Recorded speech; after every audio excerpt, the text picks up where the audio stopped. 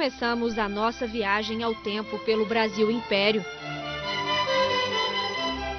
quando Barbacena ocupava papel estratégico na política brasileira. Uma carta endereçada a Dom Pedro antes da independência sugere que a cidade seja a nova capital do país. Desta Barbacena tão pouco conhecida, ainda restam muitos vestígios no acervo do museu. A presença dos índios puris mostrada na pintura de um príncipe alemão.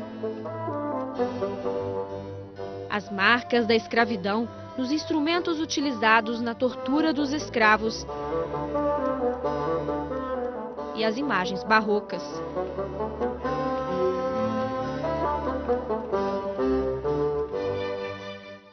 Todo mundo conhece aquela expressão santo de pau oco. O museu aqui de Barbacena tem uma versão um pouquinho diferente. Tá vendo esse livro de um autor sacro, aparentemente livre de qualquer suspeita, mas se a gente olha aqui embaixo, veja só, tem uma arma escondida.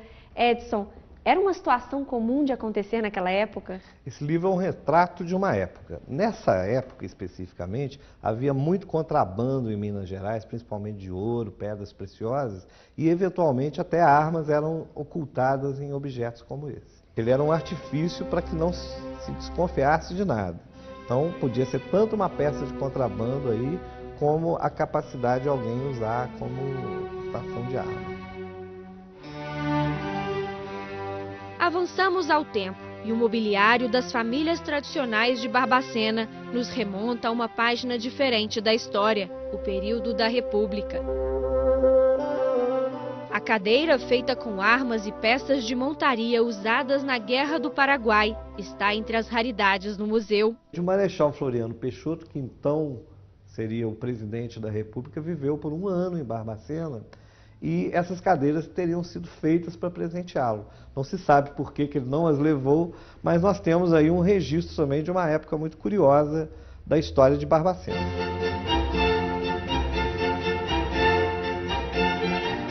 Os italianos teriam chegado em Barbacena por volta de 1888. A imigração deles e de outros povos é lembrada pelas fotos e equipamentos. Na citra, os detalhes em madrepérola fazem do instrumento musical uma obra de arte. Enquanto os libaneses se dedicavam ao comércio, os italianos provavam mais uma vez a vocação para a agricultura. Essa máquina, por exemplo, ela produzia o mosto, ou seja, ela espremia a uva, que vazava o suco nas laterais aqui, para que começasse a produção do vinho. E aqui é exatamente a parte final. Essa máquina tinha a função de inserir a rolha nas garrafas, finalizando o produto, que era muito comum no início do século XX em Barbacena, o vinho produzido na própria cidade.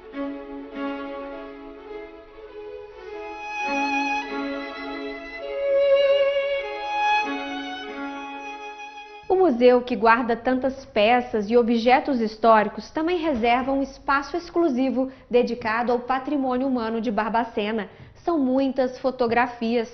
Alguns rostos a gente reconhece, como esse daqui, do presidente Getúlio Vargas, quando esteve em Barbacena. Ele divide espaço e está ao lado de inúmeros anônimos, pessoas que, de certa forma, também marcaram a história da cidade. E para quem está acostumado a tirar muitas fotos com o celular, aqui nós conhecemos alguns dos equipamentos que provavelmente registraram muitas dessas fotografias.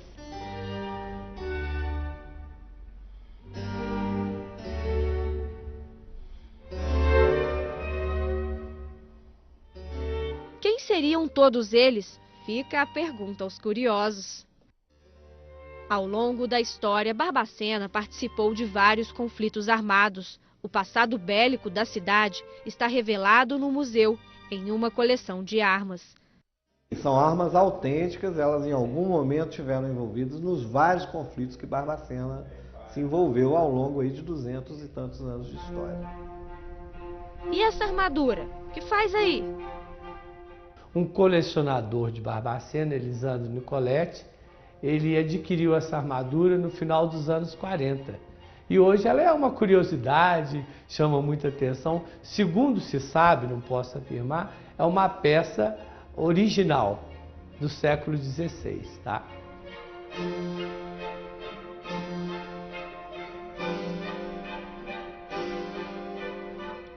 Continuamos a nossa visita e chegamos ao Espaço da Seda Pura, produzida por muitos anos em terras barbacenenses.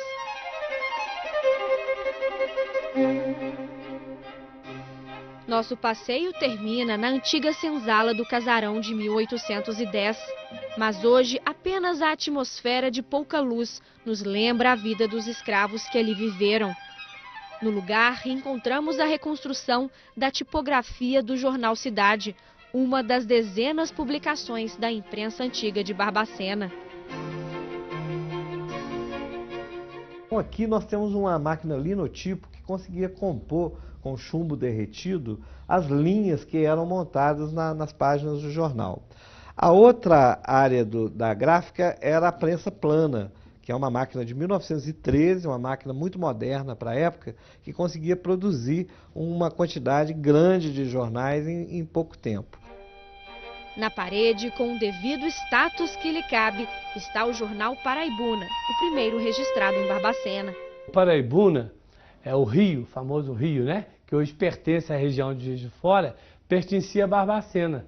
Porque Santo Antônio do Paraibuna, que é Juiz de Fora, pertencia a Barbacena, até meados do século XIX, né?